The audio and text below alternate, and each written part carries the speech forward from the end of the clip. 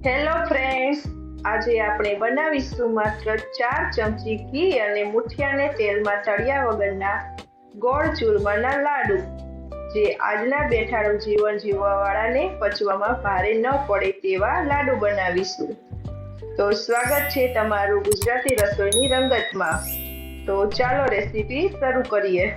તો હવે સૌથી પહેલાં પરફેક્ટ દાણેદાર લાડુ બનાવવા માટે 2 કપ જેટલો ભાખરીનો કરકરો લોટ લઈશું. આમાં રોટલીના ઝીણા લોટનો ઉપયોગ નથી કરવાનો. આ રીતે કરકરા લોટનો જ ઉપયોગ કરવાનો છે. કરકરા લોટમાંથી દાણેદાર લાડુ બનીને તૈયાર થશે. હવે 4 મોટી ચમચી જેટલું તેલ ઉમેરીશું.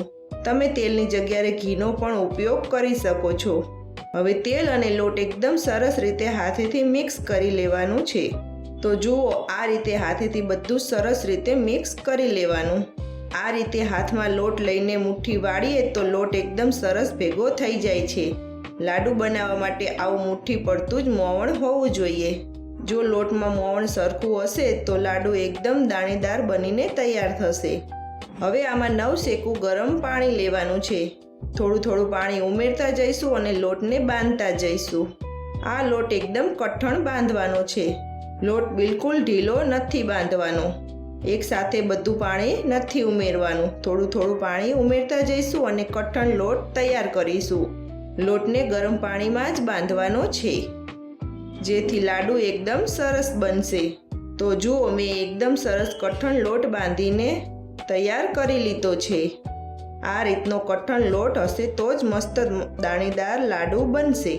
મેં આ 2 કપ લોટમાં 1 કપ પાણી લીધું હતું. તેમાંથી 2 ચમચી જેટલું જ પાણી વધ્યું છે. હવે આમાંથી આપણે મુઠિયા વાળીશું. જો તમારે મુઠિયાને તેલમાં તળવા હોય તો તમારે મુઠિયાને રેગ્યુલર શેપ આપી દેવાનો.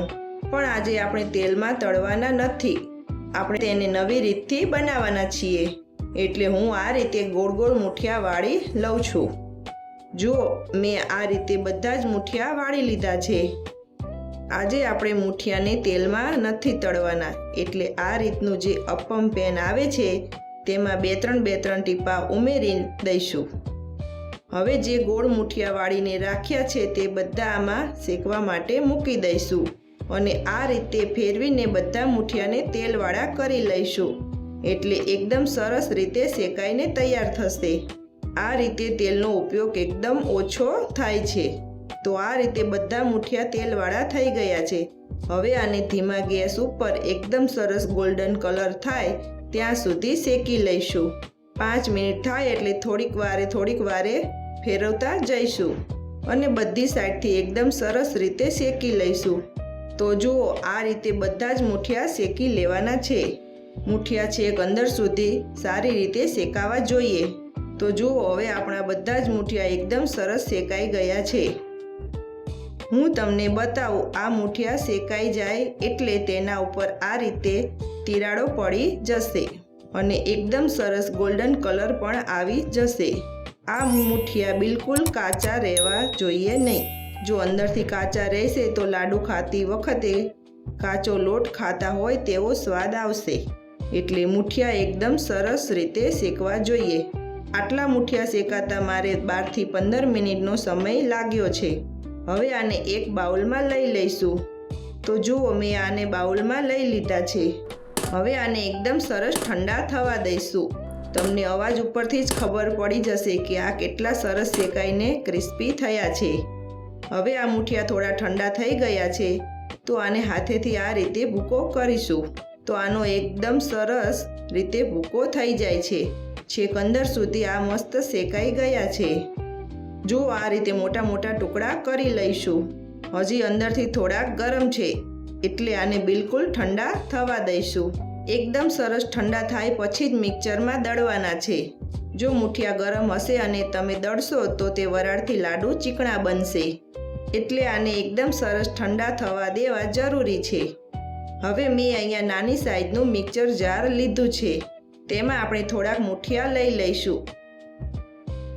હવે ઢાંકણ બંધ કરીને દળી લઈશું. તો હવે ઢાંકણ ખોલીને જોઈ લઈએ.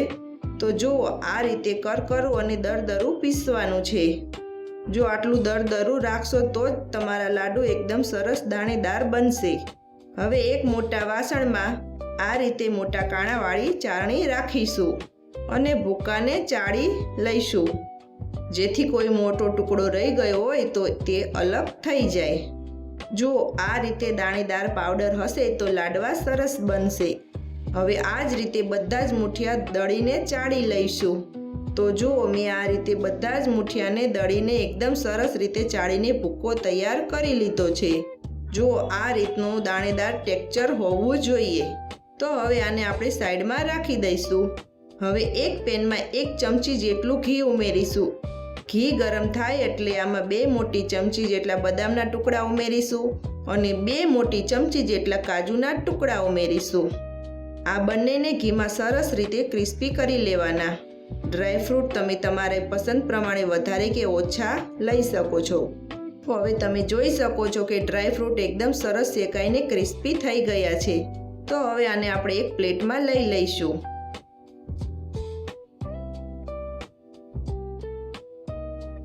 હવે તે જ પેનમાં 3 મોટી ચમચી જેટલું ઘી ઉમેરીશું.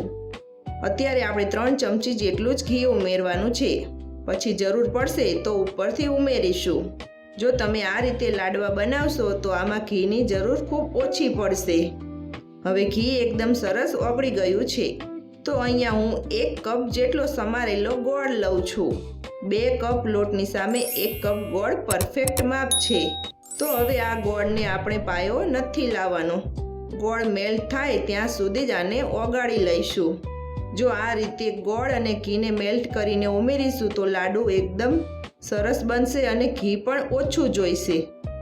ગોળને હંમેશા ઝીણો ભૂકો કરીને જ લેવાનો છે, અથવા તો તેને તમે ચપ્પાથી છોલીને પણ લઈ શકો છો, જેથી ગોળ ઘીમાં એકદમ સરસ ફટાફટ ઓગળી જાય.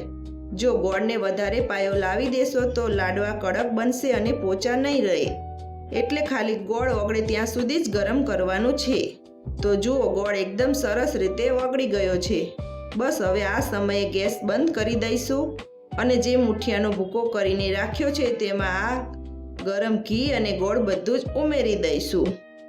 હવે ચમચાની મદદથી આ બધું સરસ રીતે મિક્સ કરી લઈશું. અત્યારે આ મિશ્રણ ખૂબ ગરમ છે એટલે હાથેથી મિક્સ ન કરવું. થોડું ઠંડુ થાય પછી જ આપણે હાથેથી મિક્સ કરીશું. હવે જે ડ્રાયફ્રૂટ શેકીને રાખ્યા હતા તે પણ આમાં ઉમેરી દઈશું. હવે અડધી ચમચી જેટલો એલચી પાવડર ઉમેરીશું. એલચી પાવડરથી લાડવાની ફ્લેવર ખૂબ સરસ આવશે. હવે આ બધું જ સરસ રીતે મિક્સ કરી લેવાનું. જો તમારે જાયફળ પાવડર ઉમેરવો હોય તો પણ ઉમેરી શકો છો. હવે આ મિશ્રણ થોડું ઠંડુ થઈ ગયું છે, તો આને આપણે હાથેથી મિક્સ કરી લેવાનું. તો હવે આ બધું જ સરસ રીતે મિક્સ થઈ ગયું.